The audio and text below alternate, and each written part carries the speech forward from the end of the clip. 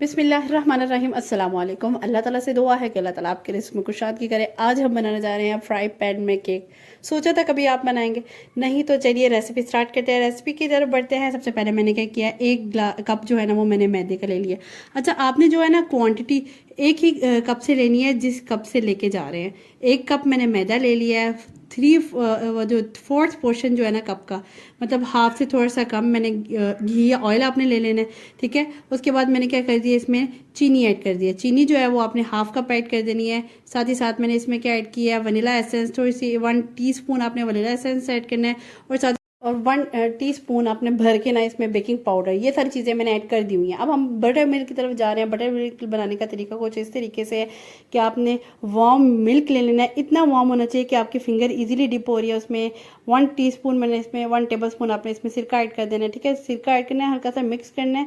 तो आपको फील होगा कि ऐसे ना छोटी छोटी ऐसे लम्स से आ जाएंगे, जैसे वाइट वाइट से अलग अलग नहीं गुठलियाँ सी होने लग जाती। प्रॉपर वो नहीं बनेंगी, मोटी मोटी नहीं, ब्रिक ब्रिक सी नज़र आएंगी आपको। अच्छा, इस बात की आपने टेंशन ही नहीं। अच्छा, बटर मिल्क का फ़ायदा ये होता है केक में कि केक आपका सॉफ्टेस्ट बनता है, इतना ज़बरदस्त बनता है। दूध अगर आप इस तरीके से डालेंगे ना, अच्छा मैंने अगर बटर मिल्क डाला, आप बेशक लेमन भी ऐड कर सकते हैं 1 टीस्पून, लेकिन विनीगर की तरफ ज़्यादा जाएंगे। ठीक है, ये बटर मिल्क मेरा रेडी हो गया। कुछ मैं आपको बता रही हूँ, थोड़ी देर आपने 3 से 4 सेकंड इसको पड़ा रहने देना है। तो इस तरीके से ना ये छोटे छोटे से ना चंक से बन जाएंगे, जैसे गुटलियाँ। देखिए छोटे छोटे आपको नज़र आ रहे हैं ना स्पून पे भी। इस तरीके से मेरा दूध हो गया। ये हमारा बटर मिल्क का एक मिक्सचर रेडी हो गया है। ठीक है,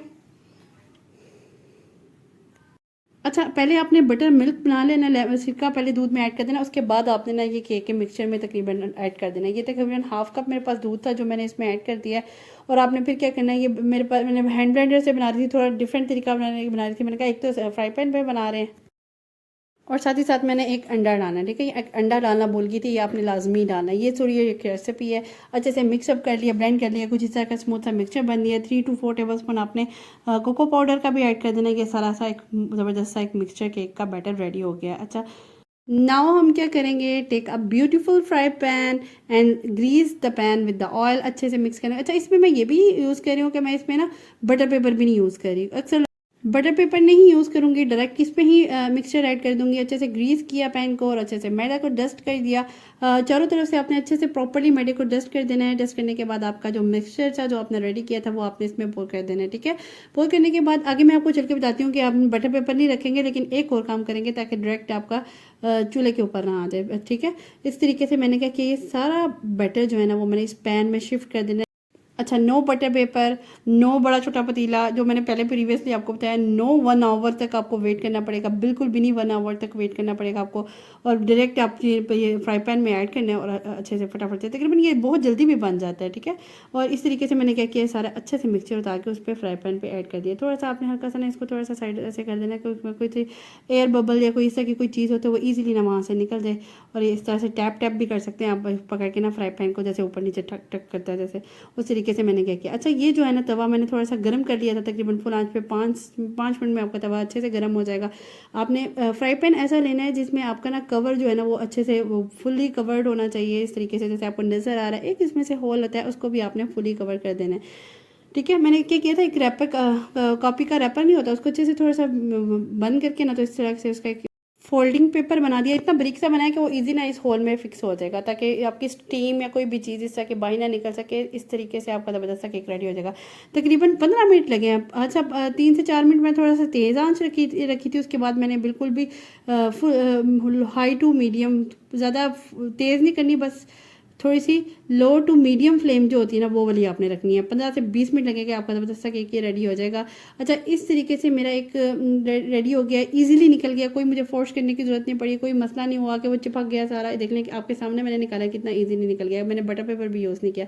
इस तरीके से मैंने कहा चले आज फर्स्ट टाइम इस ट्राई किया, थोड़ा सा डेकोरेशन भी कर लेता है। तो मैंने क्या किया, क्रीम को अच्छे से ना ऊपर से स्प्रेड किया है और अच्छे से ना ऊपर से स्प्रिंकल ऐड कर दिए। मज़ेदार सा केक मेरी लुक ज़बरदस्ती रेडी हो गई है। अच्छा, इसमें सर एक वो आया था, मेरा फॉल्ट आया था, ये आपको भी नज़र आ रहा होगा कि केक थोड़ा सा फूला नहीं है।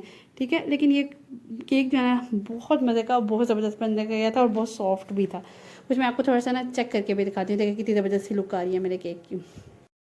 देख ले, मैं आपको फॉल्ट साथ साथ ही बता देती हूँ कि थोड़ा सा बस फूलना चाहिए था, वो नहीं हुआ, लेकिन देखिए कटिंग करने में ही आपको नज़र आ रहा है कि कितना सॉफ्टेस्ट सा केक बन गया। ठीक है, बटर मिल्क स्पेशली आप यूज़ किया करें केक बनाने में। जब बटर मिल्क यूज़ करते हैं ना कि तो आपका केक जो है ना बहुत सॉफ्ट बनता है। ये देखो थोड़ा सा ना आपको प्रेस करके देखिए कितना सॉफ्टेस्ट सा ऐसे केक बन गया।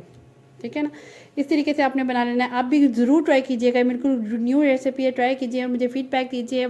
एक अंडे से बनने वाला झटपट और इतना बड़ा केक आपके आने वाले मेहमानों के लिए बेस्ट ट्रीट होगी। ट्राई कीजिए और मुझे फीडबैक दीजिए। नेक्स्ट इंशाल्लाह कोई इससे भी मज़ेदार वीडियो लेकर हाजिर होंगी। नेक्स्ट वीडियो तक के लिए अल्लाह हाफ़िज़।